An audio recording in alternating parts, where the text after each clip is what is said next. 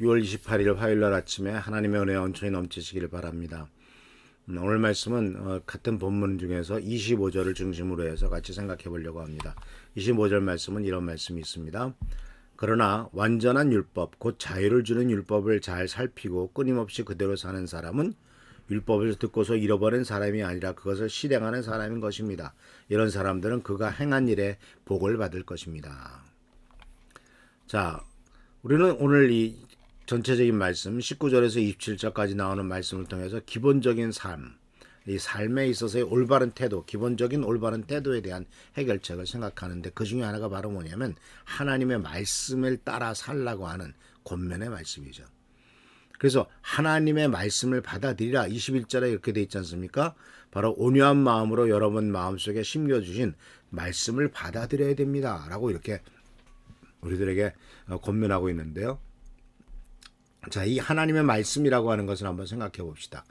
자, 여러분들 우리 사랑하는 미랄교회 성도님들도 아마 집에는 성경책이 여러 권 있을 거예요. 그죠? 한 권만 있지는 않을 겁니다. 이 성경책은요 18,000개의 언어로 되어 있고요. 약 5억 권의 성경책이 매년 출판된다고 합니다. 어마어마하죠. 그만큼 이 성경책은 베스트셀러고 각 나라 단어로 말로 또는 각 부족, 각 민족의 언어로 이렇게 번역이 되어 가지고 출판되고 있는 것을 보게 됩니다. 그래서 이제 이러한 것들이 이제 지금은 또 이와 같이 단순히 책만이 아니라 인터넷이나 TV나 방송 등을 통해서 하나님의 말씀을 접하게 되는 다양한 통로가 있는 것을 볼 수가 있죠. 근데 문제는 바로 뭐냐면 그렇게 많은 성경 말씀을 볼 수 있고 성경 말씀을 대할 수 있고 성경 말씀에 대해서도 접할 수 있는 기회가 많지만 문제는 성경의 축복을 놓치는 사람들이 참 많다라는 사실이에요. 성경께서 많은 축복과 은혜를 주셨는데 그것을 놓치는 이유가 바로 뭘까요? 성경을 소유하고 있다는 것이 축복을 보증하는 건 아니죠. 성경은 부족이 아닙니다. 그것을 갖고만 있어서 복 받는 것이 아니죠. 성경은 갖고 있기만 하면 우리를 지켜준다고 믿는 부적 같은 것이 아닙니다. 성경 말씀은 성경에 나오는 그 말씀은 바로 우리가 읽어야 될 말씀이고 또한 순종해야 될 말씀인 것을 보게 됩니다. 그래서 이 성경 말씀 우리가 먼저 생각할 때 이 성경은 어떤 역할을 우리들에게 하는가 또 성경 말씀이 우리들에게 주는 것이 무엇인가 하는 것을 본다면은 예수님께서 요한복음 8장 32절에 말씀하신 것 그리고 사도 요한이 이제 요한계시록 1장 3절에 말씀하신 것이 우리들에게 굉장히 중요한 근거가 됩니다. 요한복음 8장 32절에 이런 말씀을 예수께서 하셨습니다. 그리고 너희는 진리를 알게 될 것이며 진리가 너희를 자유롭게 할 것이다. 진리가 우리를 자유롭게 한다. 예수님 자신이 진리라고 하셨죠. 빌라도가 예수님에게 진리가 무엇이냐라고 물어봤을 때 예수님께서는 진리가 무엇이다라는 것에 대해서 굳이 대답을 하지 않으셨습니다. 그러나 우리가 알다시피 요한복음 14장 6절에서는 나는 길이요 진리요 생명이다라고 말씀하셨고 여러 군데 요한은 예수님께서 진리이심을 증거하고 있는 것을 보게 됩니다. 그러면서 이제 예수님께서 하신 말씀 너희는 진리를 알게 될 것이며 진리가 너희를 자유롭게 할 것이다. 즉 예수 그리스도를 알게 되고 예수 그리스도가 우리를 자유롭게 하신다는 것이죠. 예수 그리스도로 말미암은 자유, 예수님으로 말미암은 축복. 이것이 바로 성경 말씀 속에서 우리들에게 주는 놀라운 자유와 축복이 아니겠습니까? 더군다나 계시록 1장 3절 말씀 속에서도 이런 말씀이 있습니다. 이것은 이제 물론 그 아직 구약 신약 성경이 확정되기 전에 쓰여진 말씀이죠. 이 계시록은 우리가 알다시피 사도 요한이 반모섬에서 AD 95년에서 98년 그 사이에 반모섬에 유배당에 가가지고 그 핍박받을 때 도미티아누스라는 황제 밑에서 핍박을 받을 때 받아서 쓴 글 아닙니까? 그래서 요한계시록 1장 3절은 이렇게 되어 있습니다. 이 예언의 말씀을 읽는 사람과 듣는 사람과 그 안에 기록되어 있는 것을 지키는 사람들은 복이 있습니다.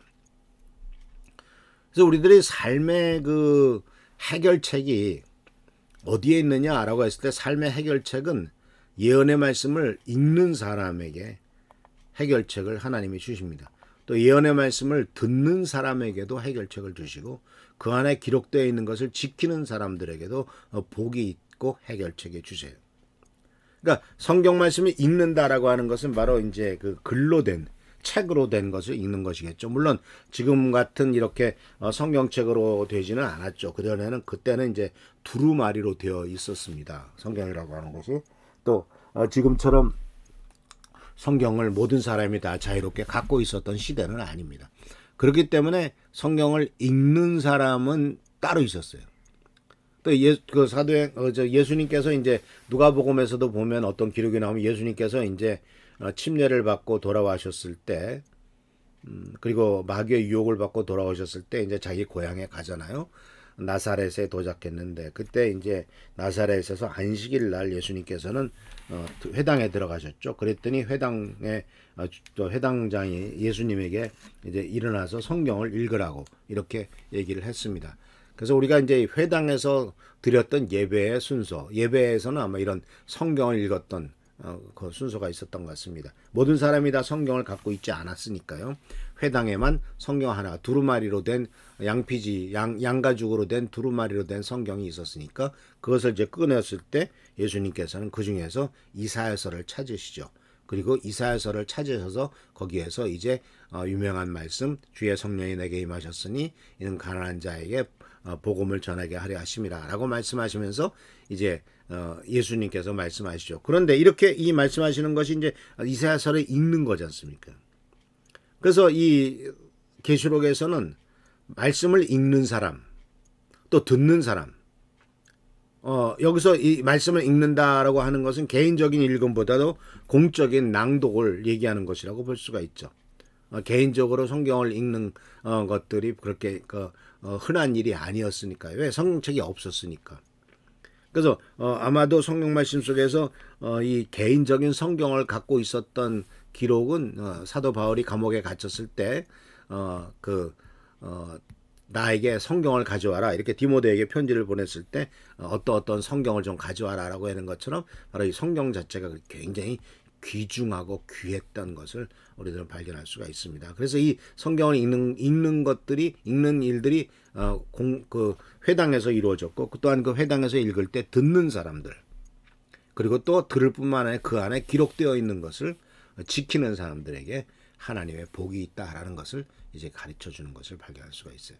그래서 사랑하는 성도 여러분, 성경은 바로 우리들에게 있어서 축복의 통로입니다. 그리고 오늘 말씀처럼 바로 25절에 나오는 말씀처럼 말씀을 받으라. 그리고 또한 말씀을 행하라. 이렇게 말씀하고 있죠.